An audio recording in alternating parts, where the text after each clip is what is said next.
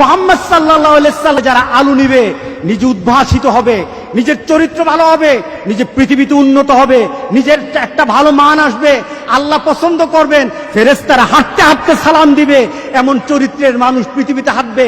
ওই চরিত্রের মানুষগুলো হয়ে গেছে আবু বকর, ওই চরিত্রের মানুষগুলো হয়েছে উমর, ওই চরিত্রের মানুষ হয়ে গেছে আলী উসমান।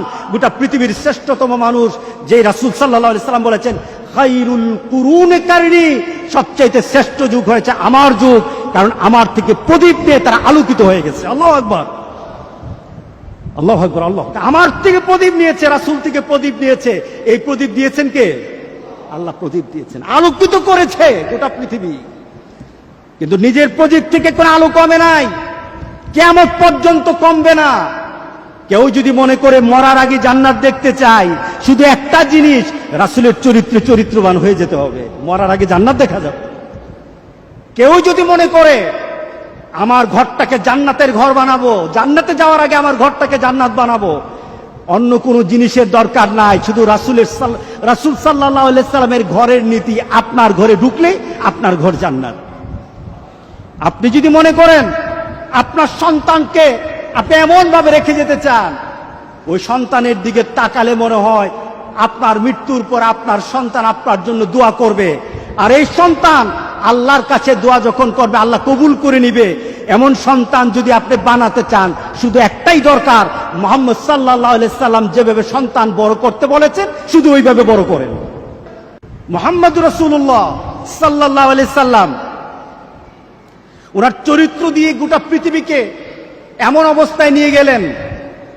রাসূল সাল্লাল্লাহু আলাইহি সাল্লাম এমন একটা সমাজে এসেছিলেন, যে সমাজটার নাম ছিল কি? অন্ধকারের যুগ, আইয়ামে জাহিলিয়া, বর্বরতার যুগ, অসভ্যতার যুগ। সকল নীতি গোটা পৃথিবীর মধ্যে নীতি নৈতিকতার চূড়ান্ত পর্যায়ে যখন অবক্ষয়ের নিচ পর্যায়ে চলে যায়, যে সমাজটার মধ্যে পাওয়া যায়, ওই সমাজটা ছিল ওই সমাজ। রাসূল সাল্লাল্লাহু আলাইহি সাল্লামকে আল্লাহ সুবহানাহু ওয়া তাআলা পাঠিয়ে দিলেন। কি করে পাঠালেন?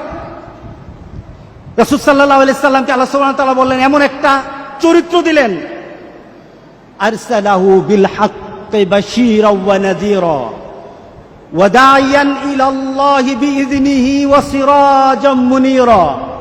আল্লাহু আকবার, আল্লাহু আকবার। আল্লাহ সুবহানাহু ওয়া তাআলা রাসূলকে বললেন, আরসালাহু বিল হাক্কি বাশীরাও ওয়া নাযীরা, আমি আমার নবীকে পাঠিয়েছি। কেন পাঠিয়েছি? হক দিয়ে। কি দিয়েছি? বিল হক বাশীরাও, সুসংবাদ দিবে জান্নাতের, এবং মানুষকে পথ প্রদর্শন করাবে, মানুষকে দৃষ্টান্ত স্থাপন করাবে, মানুষের মধ্যে নীতি নির্ধারণ দেখাবে, পথ দেখাবে। ওয়া দাঈয়ান ইলাল্লাহি বিইযনিহি, আর রাসূল আল্লাহর পথে ডাকবেন। রাসূলের কেমন হবে? ওয়া সিরাজাম মুনীরা, রাসূলকে আল্লাহ সুবহানাহু ওয়া তাআলা একটা প্রদীপের মতো পাঠিয়েছেন। কিসের মতো? রাসূলের চরিত্র কি আছে? হক আছে। রাসূলের চরিত্র কি আছে? মানুষকে সুসংবাদ দেওয়ার সকল ধরনের যোগ্যতা রাসূলের মধ্যে ছিল। রাসূলের চরিত্রের মধ্যে কি আছে? মানুষকে কল্যাণের পথে নিয়ে যাওয়ার জন্য মানুষকে বুঝানোর সকল ক্ষমতা ছিল। এরপর আল্লাহ সুবহানাহু ওয়া তাআলা রাসূলকে বললেন, আপনাকে আমি একটা প্রদীপ বানিয়েছি। কি বানিয়েছে বলেন? প্রদীপ। প্রদীপ মানে কি? প্রদীপ মানে হলো, আপনার ঘরে আগে কুপি আসিল না, কুপি বলে না, কুপি, অথবা মোমবাতি জ্বালাই, মোমবাতির আলো। রাসূল সাল্লাল্লাহু আলাইহি সাল্লামকে আল্লাহ সুবহানাহু ওয়া তাআলা এত বিশাল সূর্য, তার সাথে তুলনা করে নাই, চাঁদের সাথে তুলনা করে নাই, তারকার সাথে তুলনা করে নাই, কোন জিনিসের সাথে তুলনা করলো না। করেছেন কিসের সাথে? আপনার ঘরে রাখা যে লণ্ঠন আছে, আপনার ঘরে রাখা যে একটা হারিকেন আছে, যে সুন্দর একটা বাতি আছে, বাতির সাথে তুলনা করলেন।